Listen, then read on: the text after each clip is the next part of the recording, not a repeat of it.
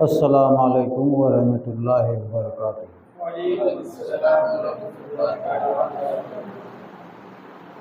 हर अच्छी बात के लिए कामयाबी के लिए सरकार मदीना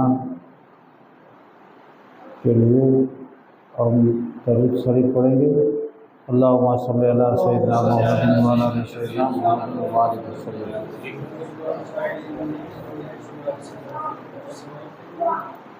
મહેસાણા ગામમાં 100 જેટલા ઘર છે, બરાબર? 100 જેટલા ઘર છે, 80 જેટલા ઘર છે। હાજર સંખ્યામાં ગણીએ તો આપણે 10 જણા માણ છીએ। 10% જેટલા સભ્યો સુધી આગળ વાત પહોંચે તો એ બાકીના 80 ઘરો સુધી એ વાત પહોંચાડશે। પીર તરીકત અલ્હાજ સૈયદ મોહમ્મદ દાદા બાપુ રહેમતુલ્લાહ અલૈહ Faize Mohammadi education welfare and charitable ટ્રસ્ટના માર્ગદર્શક તરીકે SMJK એજ્યુકેશન કોમ્પ્લેક્સ સાવરકુંડલામાં મહુવા રોડ ઉપર 10 એકરમાં જબરદસ્ત મોટું બનાવ્યું। એ જાણતા હતા કે આવનારા સમયમાં મુસલમાન કોમ જે છે એને કઈ જરૂર પડશે અને એ જરૂર માટે અત્યારથી જ કંઈક આપણે કરવું પડે। કારણ કે આપણે દીની તાલીમ અને દુનિયાવી તાલીમ બંનેમાં પછાત છીએ। ખરેખર જે સંદેશો પહોંચાડવાનો છે તો તમારા સિવાયનાને પહોંચાડવાનો છે, પણ હવે અલ્લાહના કરમથી ટેકનોલોજીનો ઉપયોગ છે કે એમાં રેકોર્ડિંગ કરી યુટ્યુબ ઉપર કે જુદા જુદા ગ્રુપમાં આપણે મેસેજ મોકલી શકીએ છીએ। એટલે કોશિશ આપ સૌ લોકો કરજો કે આ ચેનલને સબસ્ક્રાઈબ કરી તમારા ગ્રુપમાં જે બાકીના 70 ઘરના આવ્યા નથી ત્યાં સુધી આ મેસેજ એમના મોબાઈલમાં પહોંચાડજો। કારણ કે મોબાઈલ તો બધાની પાસે અત્યારે સામાન્ય હથિયાર, આપણા શસ્ત્ર આપણી પાસે થઈ ગયું છે કે એના વગર આપણે અધૂરા હોય એવું લાગે। અત્યારે નાના બાળકોથી માંડીને 60 વર્ષ સુધીના બધાને મોબાઈલ અત્યારે પ્રિય હથિયાર થઈ ગયું છે। કોઈ વાંધો નહીં, આજે 10 સુધી જે વાત પહોંચી છે એ બાકીના 1000 સુધી વાત પહોંચાડી શકશે। મારે કહેવાની વાત એ છે કે શા માટે બાપુએ આવડા મોટા કરોડો રૂપિયાના ખર્ચે શૈક્ષણિક સંકુલ બનાવ્યું? કારણ કે શ્રેષ્ઠ સંસ્કાર, શ્રેષ્ઠ શિક્ષણ અને પગભર થાય એવી આપણે કેળવણી આપી। આ બાપુનું આપણી કોમ માટે આ ધ્યેય હતું। કારણ કે વારસામાં એમને આ સંસ્કાર મળેલા હતા। સાદાત હતા એટલે દિનિયત ઉપર મુકમ્મલ હોય। શિક્ષક હતા એટલે દુનિયાની જે જરૂરિયાત છે એ શિક્ષકથી વધારે કોઈ ન જાણી શકે। આપણે સૌ નસીબદાર છે કે આપણને આવા રાહબર મળ્યા આપણને। કારણ કે એમને જે સંકુલ 10 વર્ષથી બનાવ્યું એની પહેલાં અનેક કોમે પોતાના શૈક્ષણિક સંકુલો બનાવ્યા અને એ કોમ, ભરવાડ જેવી કોમ, પોતાનું શૈક્ષણિક સંકુલ બનાવ્યા, પોતાને દીકરા દીકરીઓને તાલીમ આપી અને એ અત્યારે ક્યાં છેક પહોંચી શક્યા છે। આપણે હજી એટલા બધા પછાત છીએ કે સાચી વાતને, આવનારા સમયને આપણે સમજી શકતા નથી. શ્રેષ્ઠ સંસ્કાર માટે જો કોઈ પણ તાલીમ હોય કે જે આ બાળકોને એની જિંદગીભર જીવશે ત્યાં સુધી એ ઉપયોગી થાય, એ દીનની તાલીમ છે. દીનની તાલીમથી હલાલ હરામ, સાચું ખોટું, સારા એકલાક, મા બાપ, પરિવાર, ભાઈ બહેન, દુનિયા સાથે કેવું વર્તન કરવું, એ આપણો દીન આપણને શીખવાડે છે. એની સાથે સાથે દુનિયાની તાલીમ પણ એટલી જરૂરી છે. દુનિયાના કોઈ પણ સરકારી ધંધાના હોદ્દાઓના માટે દુનિયાવી શિક્ષણ જરૂરી છે. કુરાન શરીફનો પહેલો શબ્દ તો ઇકરા, પઢો. મૌલા અલીની રિવાયત છે કે ઇલ્મ એ આપણી કામયાબીનો ખજાનો છે. ઇલ્મ એક ખજાનાની ચાવી છે. દુનિયામાં જ્યાંથી મળે ત્યાંથી એને શોધી કાઢો, મેળવો. અને આપણે આજની તારીખમાં પછાત છીએ, મુશ્કેલી છે. મારે આ તબક્કે એ જ કહેવું છે કે બાલરકા ગામના અંદર સરકારીમાં અધિકારી હોય, કર્મચારી હોય એવા કેટલા છે? કોઈ 80 ઘરમાંથી. આપ સૌ જાણો છો ત્યાં સુધી કોઈ નથી. શા માટે નથી?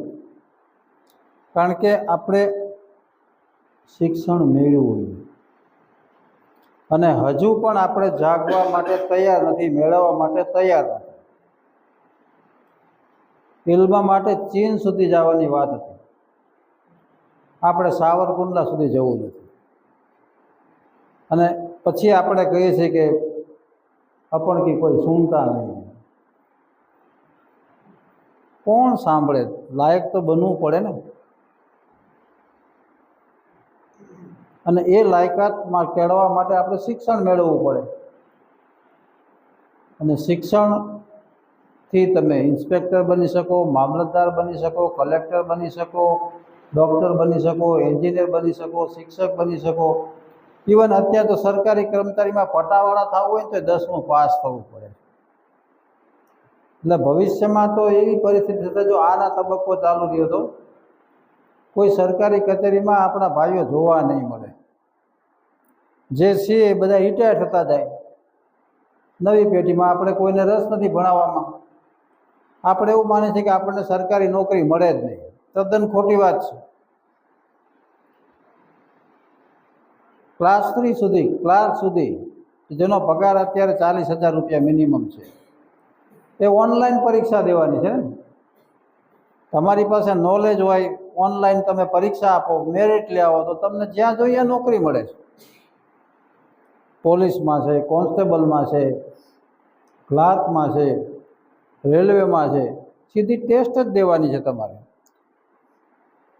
ત્યાં કોઈ એવું નથી કે મુસલમાન હોય એટલે એને સરકારી નોકરી ન મળે. મેરિટ છે, ગવર્મેન્ટની પદ્ધતિ છે. તાકાત હોય તો આવો તમે. પણ એના માટે આપણે તાલીમ લેવી પડે ને. એ તાલીમ દીનથી આપણને સંસ્કાર મળે છે. અને નોકરી જો સારી જોતી હોય, ધંધો જો સારી રીતે કરવો હોય, વ્યવહાર જો સારી રીતે આપણે કરવો હોય તો શિક્ષણ મેળવવું પડે. જેટલા ભારતના શિક્ષિત એરિયાઓ છે, સૌથી વધારે શિક્ષિત કેરલા છે.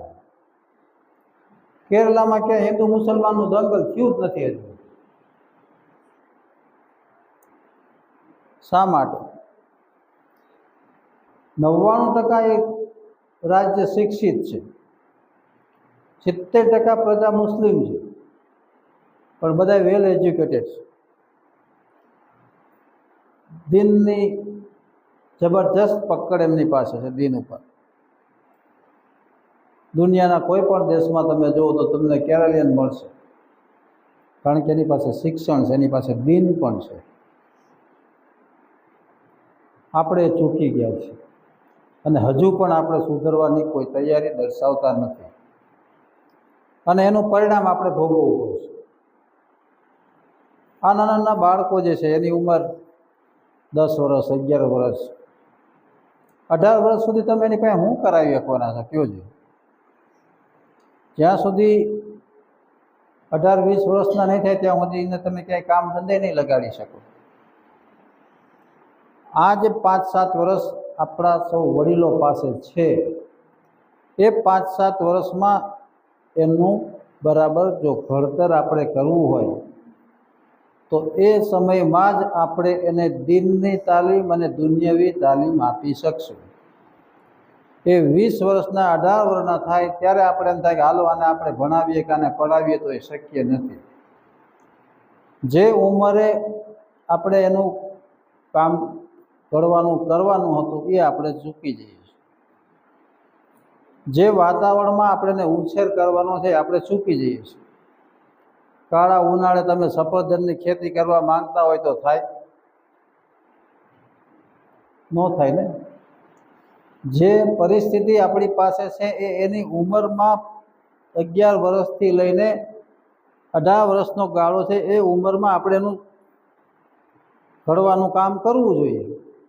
એ આપણે વડીલો કરતા નથી, અને પછી 60 વર્ષ સુધી આપણે એને સાચવવાના.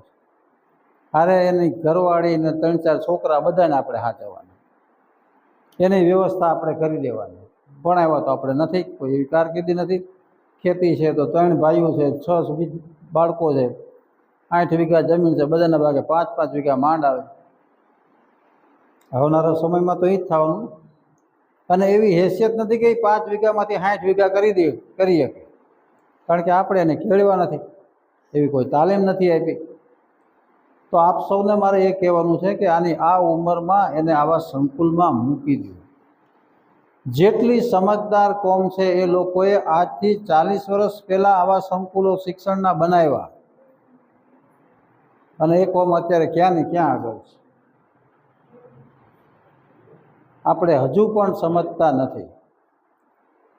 એટલે કોશિશ એવી કરો કે આ બાળકોને શૈક્ષણિક સંકુલમાં મૂકો કે જ્યાં દિન અને દુનિયા બંનેની તાલીમ મળે છે.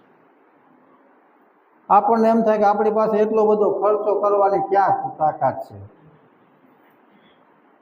કોઈ ખર્ચો નથી. તમે 3 ટક ખવડાવો છો કે નહીં આ બાળકોને? એ શાક રોટલીના ખર્ચા તો થવાના ને. તમે એને કપડાં પહેરાવો છો, તમે એને અહીં લોકલ ભણાવતા હશો, એનો ખર્ચ થાય છે. એ ખર્ચનો સરવાળો કરો ને તો એના કરતાં સંકુલમાં તમે મૂકો ને તો એ ખર્ચ ઓછો છે. નિરાતે મળજો, હું તમને આખું લિસ્ટ આપીશ કે આ છોકરો અત્યારે 10 વર્ષનો છે, એનો 1 વર્ષનો તમારે ખર્ચો આટલો થાય છે, અને સંકુલમાં મૂકો તો આટલો ખર્ચ થાય. બે વચ્ચેનો તફાવત જુઓ તો 5,000 થી 8,000 રૂપિયા ઘરે રાખો ને તો વધારે ખર્ચ થાય છે. કારણ કે આખા દિવસમાં 20-25 રૂપિયા તો એમના ભાગના વાપરી નાખે.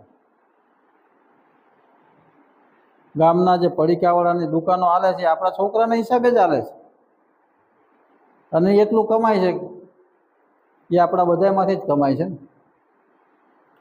એટલે ખર્ચની એવું આપણી ગણતરી કરીએ તો એ તદ્દન ખોટું છે. તો આ 5 વર્ષનો ગાળામાં જો ધ્યાન રાખશો તો આપણને એ 60 વર્ષ સુધી સાચવશે, કારણ કે એટલી તાલીમ લઈને આગળ વધવાનો છે. કારણ કે બાપુનું સંકુલનું હેતુ એ હતું કે સંસ્કાર, શિક્ષણ અને પગભર થાય એવી એને તાલીમ આપો. જો એ સંકુલમાં 5 વર્ષ 7 વર્ષ સુધી ભણ્યો હોય અને કમાવાની તાકાત ન ધરાવે તો સંકુલનું આ સિસ્ટમ બધી નકામી ગણાય. અમે એવી કોશિશ કરીએ છીએ આપ સૌની દુઆથી કે એની શોખ, એના રસ પ્રમાણે એને ધંધો મળે, કામ મળે એવું ગોઠવી દઈએ આપણે. અને આટલી બધા મોટા અમે બધા, હું 66 વર્ષનો છું, મને ખ્યાલ છે, મારી સાથે બોદર સાહેબ છે એ પણ છે. બાપુ ખુદ આટલી બધી ઉંમરવાળા અને એને અનુભવનો નિચોડ અમને કહેતા ગયા છે. અને અલ્લાહનો કરમ છે કે બાપુના નકશે કદમ સૈયદ અહેમદ મુનીર બાવા પણ ચાલે છે, અને એનાથી પણ તેજ રફતારથી ચાલે છે. જુવાન છે ને, થાશે ને કરશું ને હાલશે એ શબ્દ એની ડિક્શનરીમાં છે જ નહીં. કરો સાહેબ, કેટલા ટાઈમમાં થાય, ન કરી શકો તો બીજાને આપો. આ સોચ એમની પાસે છે. એટલે ખાસ દીકરા દીકરીઓને મોકલો. દીકરીઓ જ્યાં સુધી 18 વર્ષની નહીં થાય ત્યાં સુધી આપણે એને શાદી નહીં કરી શકીએ, આપણી જવાબદારીમાંથી મુક્ત નહીં થઈએ. અને જુવાન દીકરી 14, 15, 16, 17 વર્ષની ઘરે હોય ત્યાં સુધી આપણું ટેન્શન છે. તો એવી દીકરીઓની સલામતી માટેનું આ શ્રેષ્ઠ જગ્યા છે. આપણા ઘર કરતાંય સંકુલમાં વધારે સલામતી મળે છે, દિનની તાલીમ મળે છે, દુનિયાવી તાલીમ મળે છે. આપણે એવું નથી કે નોકરી માટે આપણે ભણાવીએ છીએ, પણ એક સમજદાર, શિક્ષિત, દીનદાર માં તો એ બનશે ને. આપણે આ વિચારવાનું છે. તો આવનારી નસલને 10મું 12મું ભણવા સુધી એની માં પૂરું કરી દેશે. આપણે કોઈ સ્પેશિયલ ટ્યુશન ક્લાસમાં કે બહારગામ મોકલવાની જરૂર નહીં પડે. આ વિચારો. અલ્લાહ તાલાએ મુસલમાનના દીકરાઓને સ્કિલ, ટેકનિક આપણા બાપની આગવી છે. અલ્લાહે આપણને બહેતરીન નવાજ્યા છે કે આપણા દીકરો જો ટેકનિકલ ફિલ્ડમાં હોય અને એ અચ્છો જો કારીગર હોય તો એ બીજા ભણેલા એન્જિનિયરોને પાછળ પાડી દે છે. એવા અનેક મારી પાસે ઉદાહરણો છે. કારણ કે અલ્લાહની નેમત છે, રિઝકને ઇજ્જત દેનાર અલ્લાહ છે. પણ એની સાથે સાથે જો કાયદેસરની ડિગ્રી હોય ને તો 4 ચાંદ લાગી જાય. સોનામાં સુહાગર, સોનામાં સુગંધ પડી જાય. તો એ સંકુલમાંથી, ITIમાંથી મળે છે. સંકુલમાં આર્ટ્સ કોલેજ છે, સાયન્સ કોલેજ છે, ITI છે, 1 થી 12 સુધી ગુજરાતી અંગ્રેજી મીડિયમની સ્કૂલ છે. અને હજી ઇન્શાઅલ્લાહ કોશિશ કરો કે માસ્ટર ડિગ્રી સુધીની કોર્સ લાવવાની તૈયારી છે. એટલે આપનું બાળક 10 વર્ષની લઈને 22 વર્ષ સુધી રહી શકે, 12 વર્ષ સંકુલમાં ભણી શકે અને કમાતો હોય એવી હાલતમાં બહાર નીકળે ને એવી ઇન્શાઅલ્લાહ અમારી તૈયારી છે. બાપુની દુઆ છે, આપ સૌની દુઆ છે. તો આ સંકુલનો આપણે લાભ લો. આ વાતને વધુને વધુ તમે તમારા ગ્રુપમાં પહોંચાડો. કે ઘણાને ખબર નથી કે સંકુલમાં દારુલ ઉલૂમની સાથે સાથે આવી દુનિયાવી તાલીમ પણ છે, કોલેજ પણ છે, માસ્ટર ડિગ્રી સુધીની છે, આર્ટ્સ, કોમર્સ આવી રહ્યું છે, સાયન્સ છે. જુદી જુદી ભણેલા હોય ને ખબર હોય. સાયન્સના અંદર chemistry, physics, biotechnology, zoology, botany, maths, આ બધામાં ગ્રેજ્યુએટ થઈ શકાય. જેને જેવો રસ છે એ પ્રમાણે અહીંયા પીરસવામાં આવે, પસંદ કરવામાં આવે. આર્ટ્સના અંદર English, economics, psychology, Gujarati, Sanskrit, geography, આવા બધા વિષયમાં ગ્રેજ્યુએટ થઈ જવાય. દીકરીઓને સાથે સાથે સીવણની તાલીમ આપીએ છીએ, કોમ્પ્યુટરની તાલીમ આપીએ છીએ કે ભવિષ્યમાં એ ઘરે બેઠા બેઠા 500-700 રૂપિયા કમાઈ શકે. એ પણ તાલીમ ત્યાં મળે છે. દારુલ ઉલૂમમાં દીકરી આવે તો એને સીવણની તાલીમ લેવાની છે, સ્કૂલમાં ભણતા હોય તો એને તાલીમ લેવાની છે. અને બિલકુલ નજીવા ખર્ચે આપણા પાનના જે પૈસા છે ને એટલી કિંમતમાં એ તાલીમ લઈ લે છે. મહિનાનું પાનના ગલ્લાનું આપણું બિલ છે ને એટલા ખર્ચામાં એ દીકરી સારામાં સારી સીવણ ક્લાસની કારીગર થઈ જાય છે. આપણે આ વિચારો. તો આપણી બાપુના ચાહવાવાળા આપણે છીએ અને બાપુએ જે રસ્તો આપણને બતાવ્યો છે રસ્તે ઉપર ચાલવું આપણી બધાની ફરજ થઈ જાય છે. અને તો જ આપણે એની રૂહને ખુશ કરી શકીએ કે એમને બતાવ્યું હતું આવડું મોટું દીન અને દુનિયાની તાલીમ માટેની સંસ્થા, આટલા બધા મદ્રાસાઓ, આટલી બધી મસ્જિદો શરૂ કરી. એ આપણા માટે છે. એમની કોશિશ જે હતી આપણા માટે, આ સંસ્થા આપણી છે, આપણા માટે છે અને આપણે જ ચલાવવાની છે. તો ઇન્શાઅલ્લાહ દુઆ કરો કે પીરી તરીકત સૈયદી સરકાર દાદા બાપુ રહેમતુલ્લાહ અલૈહની હરવા ખુશ થાય. એમને જે વારસો સોંપ્યો છે મુનીર દાદાને, તો એ મુનીર દાદાએ જે કામ હાથમાં લીધું છે એ કામ વધુ તેજથી હાલવાનું છે. હજી ચોક્કસ ગણતરીથી એમ કહે છે કે આપણો દીકરો આવ્યો છે તો સાહેબ એને ફાઇનલ સ્ટેજ સુધી પહોંચાડવાની જવાબદારી આપણી છે, એની લાયકાત પ્રમાણે એને કમાતો કરી દેવાની જવાબદારી આપણી છે, એટલે તો અહીં સંકુલમાં એના મા બાપ મૂકી જાય છે. એ ભરોસો આપ સૌનો અમને અલ્લાહ બરકરાર રાખે એવી આપ સૌ દુઆ કરજો. અલ્લાહ આપ સૌને હિદાયત દે. શરૂઆત મારાથી કરે તો કોશિશ કરજો કે સંકુલમાં વધુને વધુ દીકરા દીકરીઓને આપણે મોકલો, કે જેથી આવનારા 50-60 વર્ષની આપણી ચિંતા ન રહે. અસ્સલામુ અલૈકુમ વરહમતુલ્લાહિ વબરકાતુહુ.